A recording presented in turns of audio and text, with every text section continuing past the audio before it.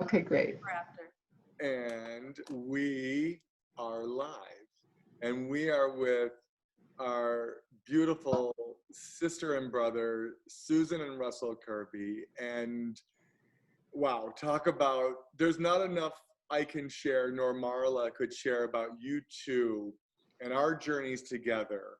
And the miracles, which we just talked about, the miracles are happening every second of the day, but the miracles we've shared together and this journey we've been on. And there's not enough I don't know how many hats you both wear combined, but it's a lot. You may need a whole closet for your hats as a teacher, as a speaker, a healer, a builder. There's so many things which we're going to let you share, because it's about you sharing your journey and your stories with the world. So Russell and Susan, this is the world. This is Susan and Russell. Well, thank you. It's, the world is shining brighter with you two in it, so this is very good. Thank you. Thank you. Thank you. So share with everyone. Tell us who Susan and Russell are. How far back do you want us to go? When I was a little baby. No, I'm kidding. The short version, which is always kind of how do you go, is we've come along in life with a lot of ups and downs as everybody else, you know, and we've come through with amazing miracles that get you through the challenges. So, you know, we've done everything from going through bankruptcy to going through losing our entire house and everything we owned for in 2017 in a wildfire. So I even then knew when a friend said, how is it, you know, kind of where are you? And I go, I'm pretty sure I've lost everything, but I fully believe it always turns out well for me, because it does. And she said, your faith is amazing. And I go, I have evidence for my faith. It always does turn out well for me. Like the having been in bankruptcy turned out really well for me. The having, you know, and I just knew that in the beginning of that the fire, the loss of everything, absolutely everything, was the beginning of a whole new chapter. Like, okay, God, where are we going now? And the one thing I told Russ when I said, I really felt like I heard that piece that said, you're free to go. Mm. And I was like, but where are we going? And he wanted to come to Arizona. He loved Arizona. I'm like, I'm not moving to Arizona. And I want to move near friends. And I don't know anybody in Arizona. But God is funny that way. And we found the perfect home. That's a whole nother story of how we got here through Denise, who you may have all met. That's just another miracle of how you find the right people who find the right people. And who knew that our realtor would introduce us, would become our good friend, and then introduce us to you two and the Tree of Life movement and what it is to change the world. And it just feels like we were brought to Arizona and have these friends at a whole different level than we had where we were in Santa Rosa. We had great friends in Santa Rosa, but in here it feels a bit more like we're in line to make the changes we want to make, or be who we wanted to be, or make the difference we like to make, or any of those kinds of things that are going on. So that's a little bit of the kind of our story. Is there anything you want to add to that? Well, as you're speaking the story, I'm listening because we know a big part of what Marla and Scott do is their intention sticks. And we've always had a lot of attention on what our intentions are. And many times they're just giving it up to God to let God, whatever, you know, for the highest good, so to speak. And pretty much in all of those cases, even going back to when we first got together. And I told Susan, I don't think you're the one. And she says, I think we should talk. Well, here we are 27 years later. So there was certainly an intention there that saw its way through to where we are now. And in all of those things that we've had to kind of overcome, so to speak, there's always like this knowing and intention that it's going to work out for the best. And we do have those conversations with our friends. We have, I'm not sure if you've met our friend Audrey, but she was recently, as a pedestrian, hit by a truck. And out of our conversations with her, she's okay. But she got bruised up, and it's brought out some issues with in her hands, the arthritis in her hands. But she then was wondering, why did that happen? That kept her from maybe having some work. There was a huge accident just down the street that she would have been there just about the time that happened, that where someone actually lost their life. And you never know what. So if you look at everything as a blessing, and your intention is to have, well, it could be more than what you just put in your intention stick. But if your intention is to have a joyful life, find the joy in all of it. Yeah. So that's just one. She wasn't having those conversations till we had those conversations with her. Right. That wasn't her. When she called me to say I've been hit by a truck, that was not her initial, reaction to life. But she quickly can shift and go, yeah, what if this was a blessing? What if, right. I said, what if your husband, who's passed by about 1.5 years, I said, maybe she said a witness saw her jump back, but she felt like she froze. I said, well, maybe Steve pulled you back and you just didn't notice, all the different things of how life goes, right? So what I want to share about the intention stick, so that night when Denise got us all together here at our house, and my mom was here, my blessed 87-year-old mom, and our other friend Monica, who all was in this conversation as well.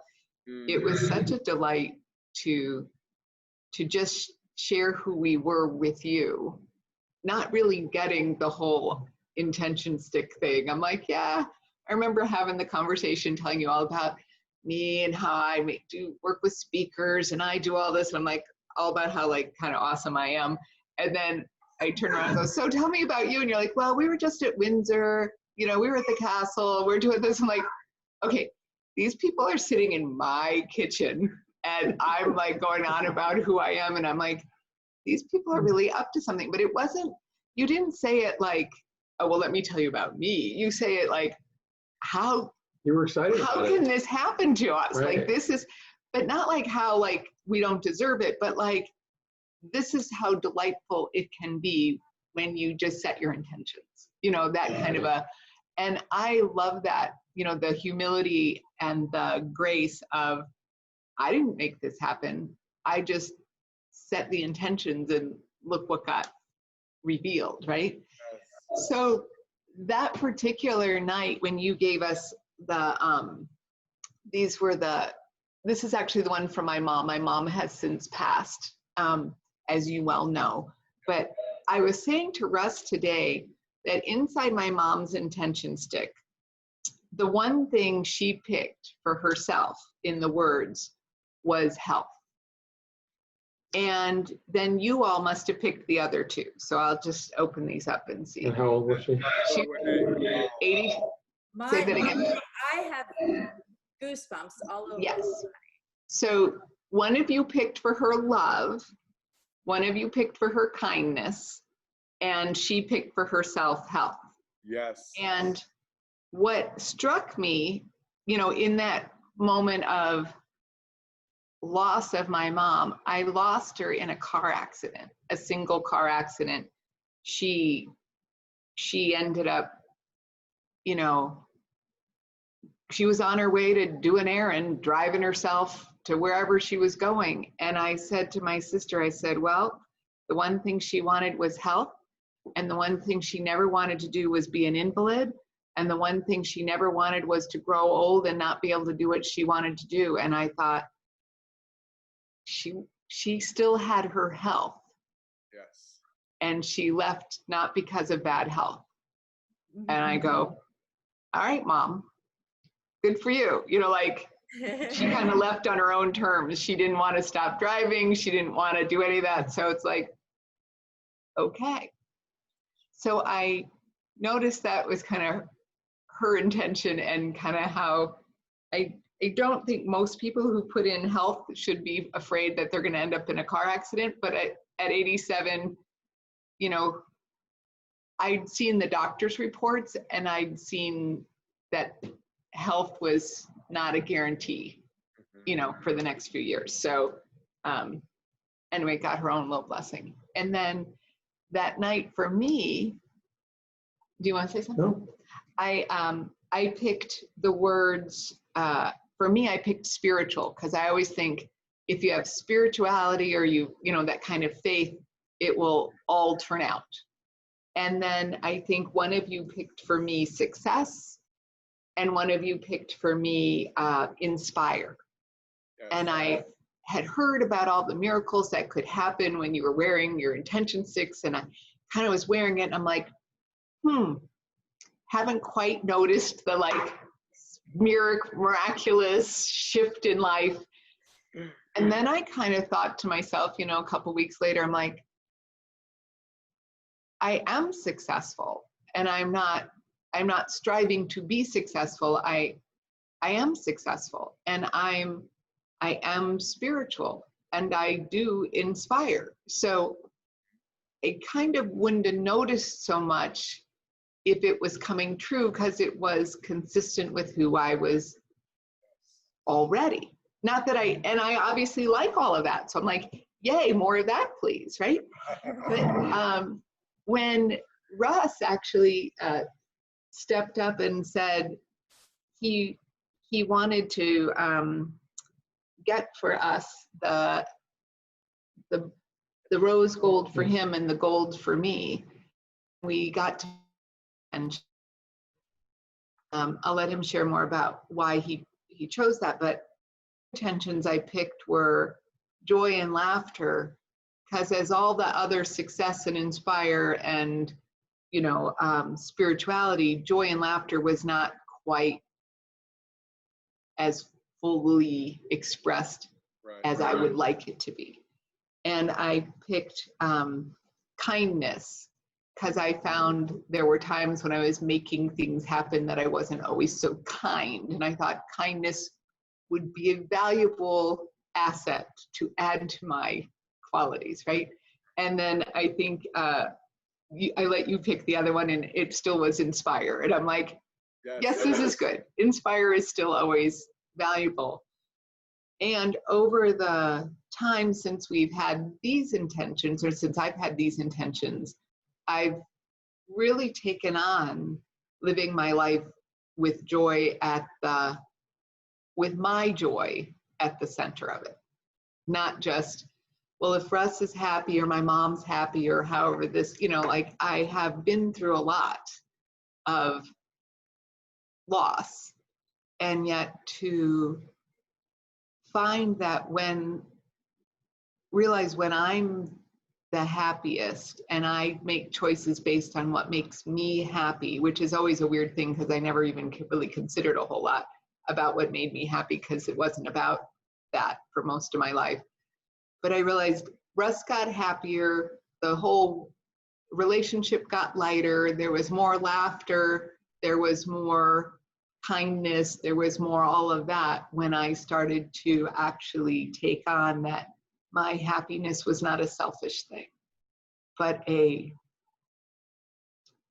joy to the world, so to speak. Yeah. So I would say for those who are playing with their intention sticks, if you haven't noticed the difference, you might want to shift up your words to not what you already have, but what you really aspire to have. So good. Yeah. Wow.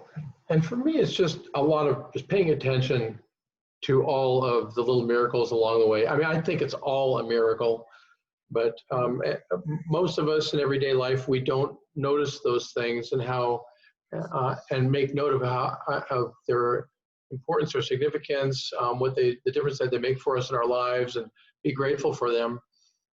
And but when I just look at it as all a miracle, And so when wonderful things happen, it's like, well, of course that was going to happen. Why would it be any other way? Yeah. So you want to share about why you wanted Well, the new ones for us? Yeah. So, well, first of all, they're my color. Yeah. And there's a whole other story about. What does that mean? Can you share really quick what that means to you? To someone who may not understand what you mean. Yes. So that's good. So part of the work I do with speakers is that they be in what we call in your element, where how you dress is in resonance with your soul, so to speak, where when you're dressed in your element, people see you, not the clothes you're wearing. And I'm an air, so I get gold and sparkly, and silver is not one of my colors. It's just not my thing, but I still wanted to wear it, and it just wasn't what I got. And Russ is a fire, and fires they get things done, they go make things happen, and so he's in his element, and the fire needed more of that. So the rose gold was more appropriate to my my element. That's beautiful. So. And thank you for teaching Marla and I about that, which was Yes. so wonderful to witness. And people think, oh, what I wear just because it looks good or it's in style doesn't necessarily go with you. It actually can be the opposite and take away from who you are, and people don't really get to see who you are. And the validations, and it was a wonderful gift you gave to Marla and I and our daughter. So thank you for that and that beautiful awareness. And we listened, by the way, because sometimes we don't, but that's my favorite color and I love this. And what do you mean I can't wear? And it's hard to, I know. You're lucky you get to wear black. I thought, oh, if he doesn't get to wear black, it will be a problem. But you did awesome. So it was awesome. And of course, I have my colors too that you did for me. Yeah. However, when we're doing these interviews, we have to be cohesive. So, more neutral, but it's like you guys. It's great. And it's that piece of, I used to think black would make me look important or red would hit me stand out. And I didn't realize that it actually overpowered me. And so you weren't left with who I was being, you were left with like a fight or a force. And it's funny, I have the colors here because I was buying something earlier, but like these are my colors. And like there's just a softness and a sparkle to them. Yes. And I used to think nobody would take me seriously. You don't be 50 years old and wear playful colors, kind of a things. But now as I'm approaching 60, I'm like, hey, you just dropped the 0 and you can be 6. So yeah, absolutely, ready to go. So that's amazing. And Russell, what intentions do you have in yours currently? I didn't ask you. Oh, joy, laughter,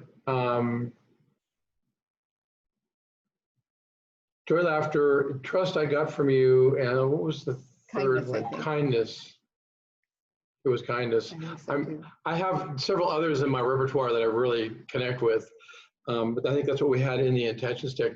But I went for we lost everything when the house burned in the wildfire, and so I lost my wedding ring as well. So I thought, well, why don't I get something like this, because it seems to be more.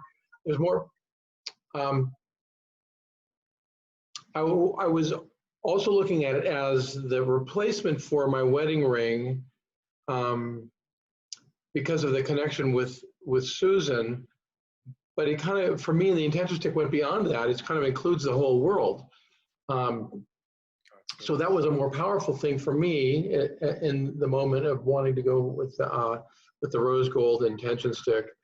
Although we did replace the wedding ring as well. You guys did an awesome job of designing. But just because it has such an impact on the whole rest of the world, that it meant more to me than just our relationship. It was me with the relationship between me and the planet, and everyone on the planet. That unity of of each one of us and the connection that we have with each other. Oh my goodness. Seriously, I see light buzzing off of both of your bodies. Yeah. Your energy is just beyond. Just beautiful. Yes. Go ahead, Russ. No. Well, you know, and the whole conversation about the intentions, when we first met you guys, I mean, it was just like this instant connection. Yeah. That it's like we were like already totally there on the same level. It's almost like we didn't even need to have a conversation. No. So I mean, maybe are we done here? Well, I think we've all said at the same time, there you are. Right. It was being reunited with brothers and sisters. And that's such a beautiful experience, because I know all four of us were guided and brought together to do so much for so many others in this world. And that's why we're here. That's why we've been given our wisdom, our platforms, our tools. And when the world finally realizes the gifts they've been given and what they're really for, and if we can just learn to get out of our own way, as Russell said, watch the miracles just unfold, because everything is a miracle, and we just still don't trust it because of the ego and the fear and the divisiveness. And wow, and as we say, not on our watch, because the world needs to understand why we're here and who our authentic self is for the first time in our lives. And we were just talking about this last night. Again, hence, we were asked to put on a mask for COVID. Yeah. On top of all of the other masks that this world has been wearing for thousands of years. Yeah. So no one understands not only who they are, because I need to act this way when I'm with that person, that person, that person. And then the world has no idea who that person is, meaning myself, whomever that is, because we have so many masks on. So But there's one thing I kind of hear in that, and as I'm listening, is that sometimes when you put on the COVID mask, you don't have to have the other masks on, because you don't have to, okay, now I'm going to be friendly, or now I'm going to be this, or now I'm going to, you know, like you can just kind of be. And it almost gives you an opportunity to wonder what it's like for you when you're not having to put on the appearance, you know, kind of a piece. So there's a I think there's the both and, as we're looking at all of this, that in the times we're staying at home, you have to sit and look at, what do I really want? And you know, okay, well, how can I be kinder, or not? Like the big shift for me recently was not about how to act more kind, or how to act more, you know, polite, or how to act more, I'm having fun, you know, but like to actually want, like my most common reaction to life to be kindness, in particular with Russ, you know, because when you have a lot going on, I was like, are we ever going to be, one time I said, probably within the last month, are we ever going to be kind to one another? Because we just kind of were doing that. And it was like, this has just got to stop. And I remember that the song I learned in probably third grade, Let There Be Peace on Earth and Let It Begin With Me. And for a long time, I thought that meant, you know, I should go negotiate peace in the Middle East or something. You know what I mean? Like, that's the thing, if you're going to, and it didn't take too long where I went, yeah, that could just mean stop yelling at your husband. Like, let there be peace on earth and let it begin with me. Like, what if I were more kind? Or what if my reaction wasn't so dramatic about things? And knowing that, or having that even as an idea, and actually having the shift where it's not, I'm going to try, or I'm going to not express this, so I express it nicely. Only all that trying and efforting just made me explode more when it was time to explode. But the shift of, taking off the other masks of thinking it's my job to have him be happy, or my job to do this, or like doing all these jobs nobody assigned me, and recognizing the only job I really had was about my being happy and not having it his job to make me happy, and then finding the delight in more things. So it's been an interesting, that part of the acting as if isn't always our best friend. Yeah. You know? It's all back to intention, right? Because if you don't have kindness for yourself, how can we give kindness away? Right. If we don't have love for ourselves, then how can we give love away? Or peace for ourselves, how can we give peace away? And it's when the ego mind comes into play, right? And we forget that we are the tree of life, that we're all from the same source. We're all Yes. drawing from the same source. That we're not separate from one another. And when that branch breaks off from the tree, it becomes two. Yeah. And now the branch cannot work in unison with the tree. Yeah. And when someone sees a tree from afar, they don't say, look at the branch. They say, look at the tree. Yeah. Right. And so we have to, at that moment, again, remember our intention, right?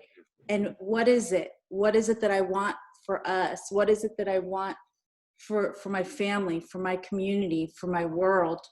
And that's the intention, right? Because intention is our reality. It's then elevating our soul, and that is the tree of life, right? It's our blueprint of why we're here. It's to activate it, to keep raising our soul, to know that I'm better than I was yesterday, right? It's that rebirth every day. And there's something I've been learning too about intentions that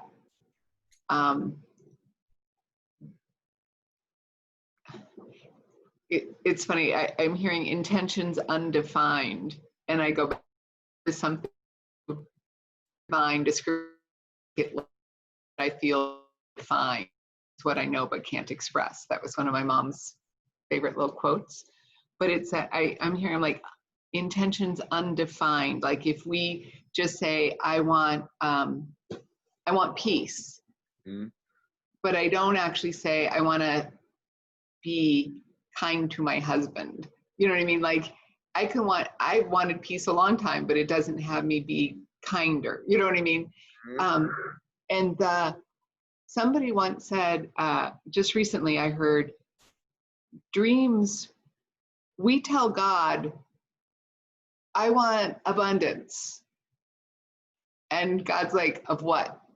You know, like, could you be a little more specific? What do you really want? You're like we think we're asking for something. We think we're setting our intentions, but the universe is still like confused on how to deliver what because we're not specific. Yes. And when Denise was taking us to come see this house, when our realtor Denise, who you interviewed, my sister-in-law had texted me and said, how's the house hunting going? And I said, it's fine. We saw 8 houses yesterday. We have, 9 more to see today or something like that, but we still haven't found the perfect one. And she goes, what would perfect look like? And I went, okay, God, I'll play. And I wrote in the text everything I wanted. I wanted minimal neighbors in my view, no neighbors looking over my pool, a place to hold my seminars and do my work that's separate from where the main kitchen was. I wanted a place for my mom to stay. I wanted to see God from every view. I wanted to see, I just like, why not? Why not? What do I really want? I want, I'm like, because I wasn't really committed to moving to Arizona, so you might as well put your whole list, like, I wasn't needing to compromise. I'm like, this is what I want. And I sent it as we were driving up the drive to come here, up the road to come to this house. My sister-in-law said, God will tell you when you found it. I go, yes, I will, and pretty much send on that and walked into this house and went, huh. Denise, Russ, and I walked into each room and went, huh. huh. And one of the things I did say, I said, already looks like us, minimal remodel necessary. And I'm like, why didn't I just say perfect as is, no remodel necessary? But I did not. So for the last 2 years, we've been doing our remodel and putting our stamp on it. But you know, it's part of what awesome. Part of what we love. Beautiful. It is heaven. It's wherever we are is heaven, as we already But talked your about. house is truly It's heaven. beautiful. Yes. And you're exactly right with what you're saying, because in addition to what I had mentioned before, that we can teach someone the definition of love or the definition of joy or definition of kindness, but it doesn't mean that we've become those things. Correct. Yeah. And so with that, we have to look within inside of ourselves and stop, right? And that's when the joy comes, when you say exactly what you want and it gets handed to you in the next moment. You just have to laugh and go, oh, that was fun. Okay. That's why we just laugh and giggle and say, but of course, right? Yeah. Right. And thank you. And it's also remembering to stay in that state of gratitude. I'm not talking to you two because that's Yeah. how we live. But yes, we ask for these things for the right reasons, but the gratitude has to be equal, and to say thank you every second. And we forget, oh, I worked hard for it, I earned it. No, you didn't. You were given this gift, and be grateful. Stop coming from ego and witness that I'm no one. I am not better than anyone else in this world, and I'm not worse than anyone else in this world. We are all the same. Enough with the ego, enough with the fear, enough with my religion's better, my politics are better, my money's better, my color is better, my race, enough. We are all the same. And this is why we are here doing the work to wake up this world, to let them know we are. And enough with what we're witnessing in this world. And it's not that it's bad. It's a perception that it's bad. Yeah. As Marla explained, which is like a woman going through birth. The labor pains, the contractions is what we're witnessing. And it's painful.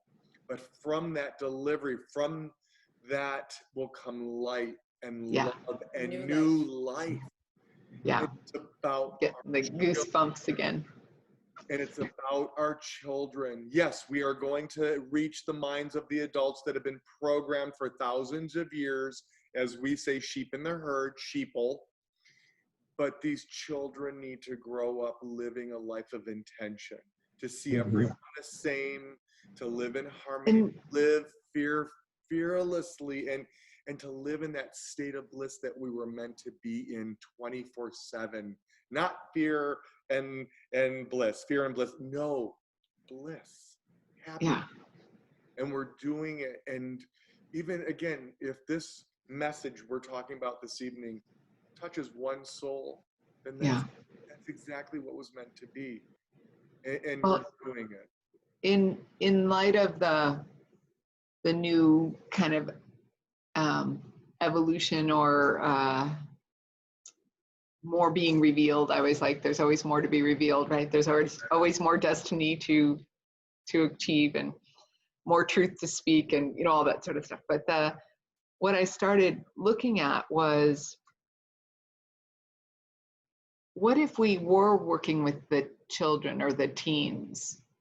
I'm trying to work with speakers about speaking your truth, and it's lovely when they're 40 and 50 to help them get to speak their truth finally. But I'm starting to realize that the ones who they're curious already, they're not already formed, they don't already know for sure, they still have hope and possibility. And it's like, what if we keep that? What if we flame that? Or fan that flame? What if we grow that spark, so to speak? And it's been interesting. And then watching my own self, like one of the other things I teach with my speakers is about what makes you you. What are the words that are your that are your heart's expression. Yes. And I call them your heart virtues. It's something I learned from a guy named Greg Montana. And it's this piece of mine are honor. I'm committed to honor, belonging, and enchanted play. And Russ is committed to compassion, respect, and inspiration. Beautiful. And we sat in our little chairs in front of the TV, and I said, you know, if I teach people that when you live your virtues, when you actually actively put them in the forefront of your choices, that's when your life goes from like a 6, 7, or an 8 on a scale of 1 to 10 to like 10, because you're not just, you know, in the comfort zone getting along, but you're really living the life you desire. Yes. And I thought, I need more play. I am not having near enough play. So Russ asked me that night, so do you want to go to the, go by the airport hangar? I have to do something at the plane. Should I, and then we'll go to Home Depot and we can go to like Sprouts or something. And I'm like, that does not sound like fun. But I didn't say that. I said, will it be delightful? And he goes, maybe. And I was like, I'm thinking, yeah, it probably won't be delightful. And I thought, I'm going anyway, because I'm going to have it be delightful. So, you know, that's kind of that 6-year-old, as I said. So as we're driving up the driveway, we see the stuff that's still out of the garage from when we had the electricians working in the garage. And he goes, oh, we have to put that stuff away. I'm like, okay. And we get up the hill and we're starting to head out the drive. And I go, let the games begin. And he goes, okay. And he goes, so I should put it in neutral? I'm like, okay. And if you've been to our house, so you know, from our house, it's downhill and then uphill and then around. And so his game has been how soon you can put it in neutral. How far you can get the car to coast from our house. From our house. So we put it in neutral a little bit sooner than usual, didn't step on the brake at so we kind of did the roller coaster 50 mile an hour down the down to the bottom and up the top. And we were like little kids on the roller coaster ride. And that was like just going to do errands. And I'm like, that was way more fun than, why not? You know, checking my emails or whatever else I would do, you know, as we're driving down the road. That's so, yeah, it's being that inner child, right? Yeah. I don't want to grow up. You know, Marla says I'm her first child of 5th. I'm the 5th child, basically. We were Right. we were in up north this weekend, and in the center of these beautiful cabins, it's sacred land, there was a swing set, and I dashed to the swings and jumped on the swings, and then they had this huge log, and I jumped on it, and I'm, you know, walking like a balance beam on it. Yes. And you know what? Exactly. Better than being on my phone. Right. Just being in the moment and just go playing, out and play. Yes.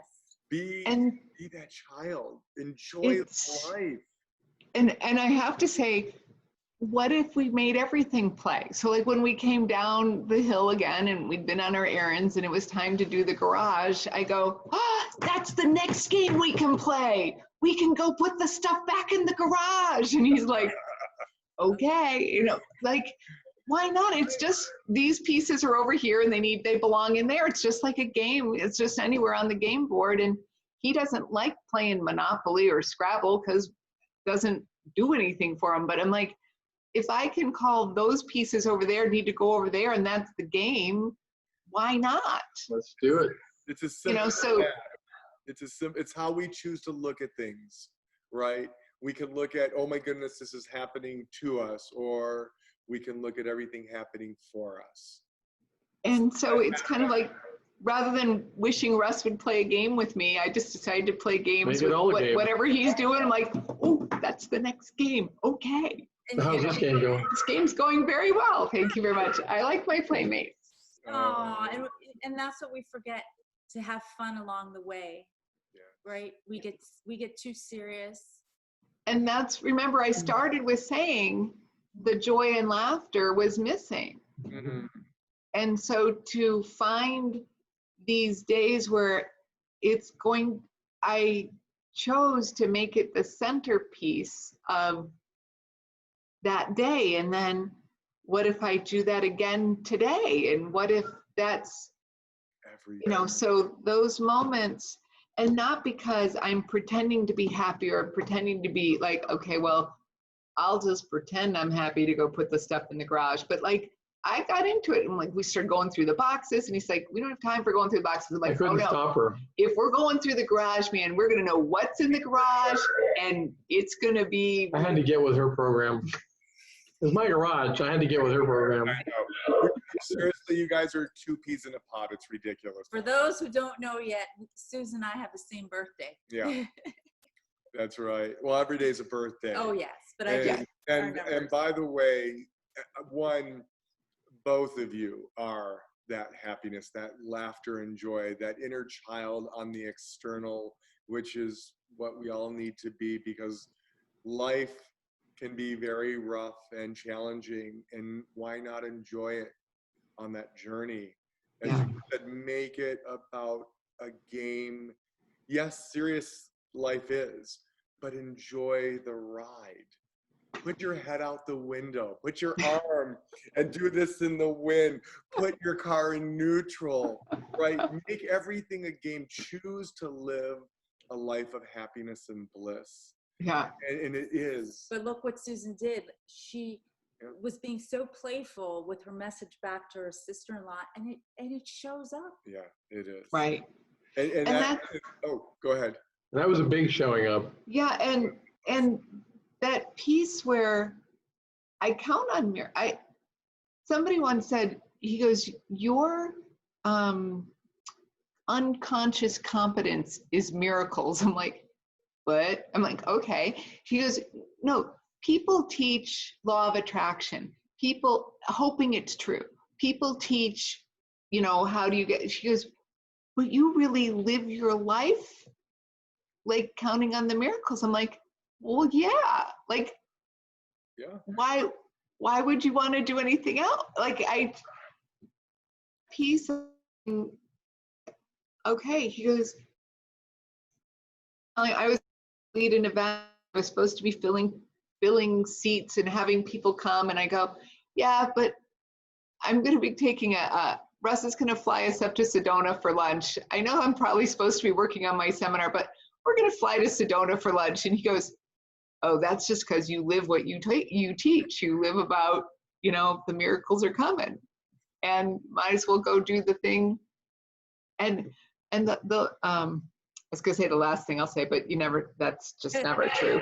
But I once had an argument with God about being a speaker trainer. I thought, really? Don't you want me to tell about how you came to find me and how you brought me this faith?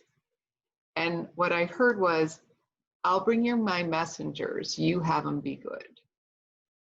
And I'm like, okay. And I noticed all my life I'd been waiting to be told what my mission was. You'd think I'd have been like thrilled that I knew what my mission was, but I was more annoyed that I was still doing speaker training when that wasn't really what I thought I should be doing.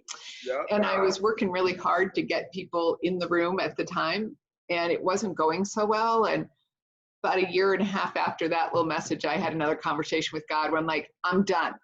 I'm tired, I'm old, and I don't want to do this anymore. I'm done. And I heard, I told you I'll bring them. Stop hunting them down. And I realized that's one of the things I really love about you two is you trust. If this is what you're to do, the right people will come to you and you'll go do the things you're meant to do. But that's that piece of, we moved to Arizona and we didn't go hunt you down or you didn't hunt us down. We just kind of went, oh, that was fun. Okay, more to be revealed. Where are we going with this? And that piece of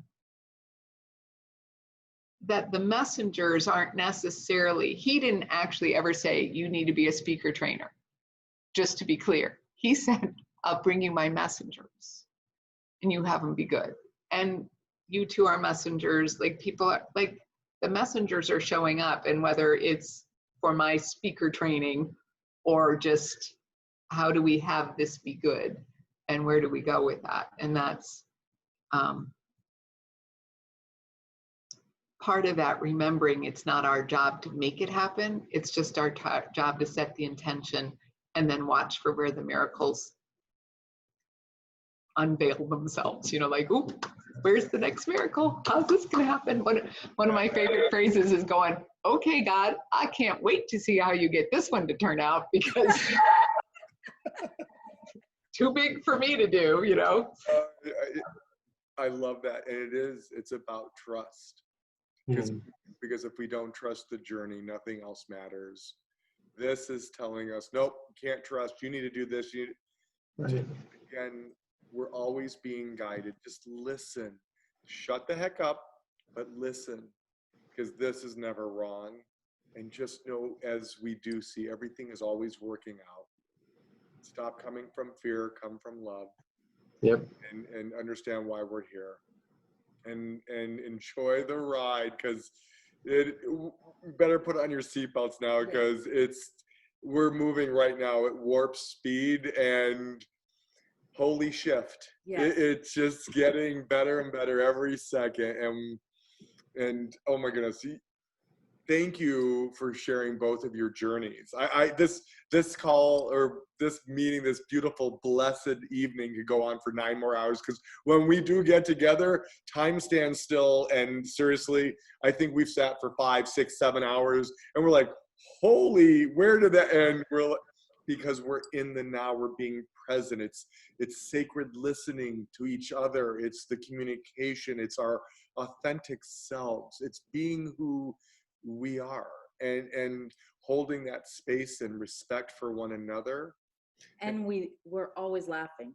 We always know how to have fun. Always. And even though, yes, this not little, but what's going on right now has kept us physically apart, you're with us every day. Even if we don't speak for a month, 2 months, you are both by our side, as I know we're both by your sides. And yes, thank you for that.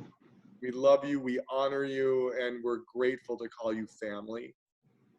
Thank you. And I don't want the call to end and not remember to honor your mother.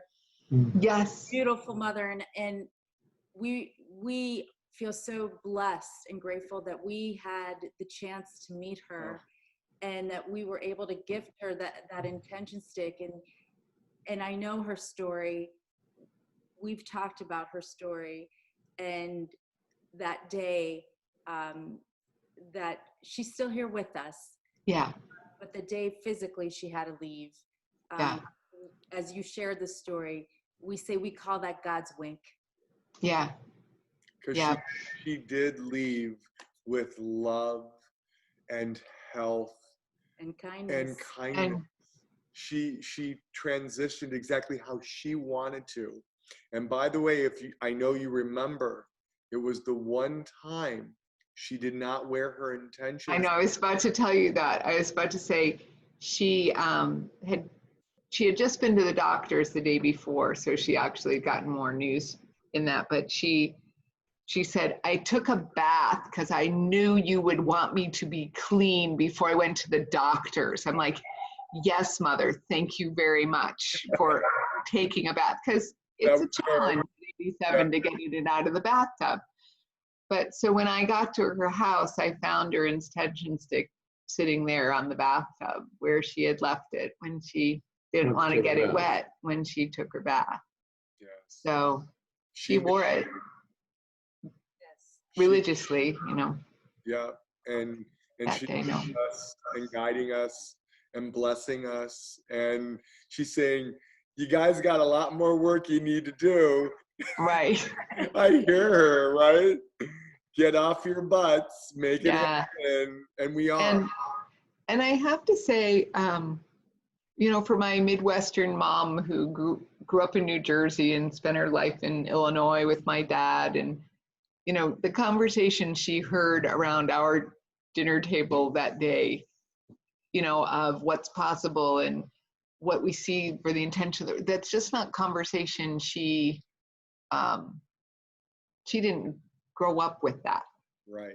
So earlier today, Marla, you shared us her lovely thank you to you for the gift, and she's the kind of woman who poo-poos things, who's like, I mean, not gifts, like she loves gifts, but she's like, oh, right, prayer, blah, blah, blah, the angels, sure. What do you think? I don't know that God's really real anyway. I'm like, okay, I'm getting messages. They're kind of directly related to, I'm just telling you what I heard, but you can question, you know, and she still wasn't sure, you know. So for her to take an intention stick and actually put it on knowing that health would be there for her and not be like, whatever, you know, like that's it. She wasn't the one who first believed everything you told her, just to say. Right. That wasn't her, like her doctors call her the non-compliant patient. Okay, so this was like, so for her to love this, honor it, wear it, know it meant something to her, know you two meant something to her, you know, that's something God communicated at a really deep level for her to do that. So just to say. Thank you for that gift that you just gave Marla and I, and that's why we're here. Yeah. There's no more, meaning that filled us up. Yeah. To reach her beautiful soul at that age, to know there is something bigger than all of us, and we're here for a much bigger purpose. Yeah. That couldn't have been a more beautiful gift, and every hair on my body is standing up, and she's clapping. She's actually doing cartwheels right now. And we love you so much. And I don't want to sign off, but we do have to. And Susan, if anybody wants to reach out to you, if they would like for you to assist them with your coaching or Oh, wow.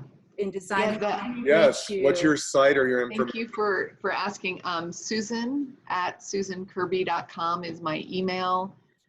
You can go to speak Kerby with an E. With an E, like luckily it's written up here, but yes, Susan Kerby with an E. And speakandshineyourlight.com gives you access to my website, and they can follow me in a Facebook of Positive Awakening. Yes. So that's where more will be revealed. So yes. And you have both touched so many souls around the world, and thank you for all of the beautiful work you both do. We're honored.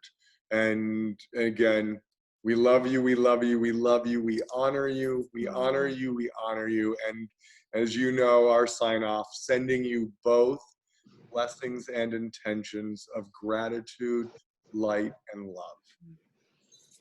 Thank you. thank you. Love you. Blessings. I'm grateful for you as well. For our real hugs, because that is all four of us. We are all four of the overhugger crybabies. I'll So, give Susan a hug for you. oh, and There we go. That feels good. that was not us four, but this was us four hugging the world. So I hope everyone that just saw that received the love from us four, and as that message to all of you watching, we love you, we love you, we love you. We love you. We will see you soon. A biento. A biento.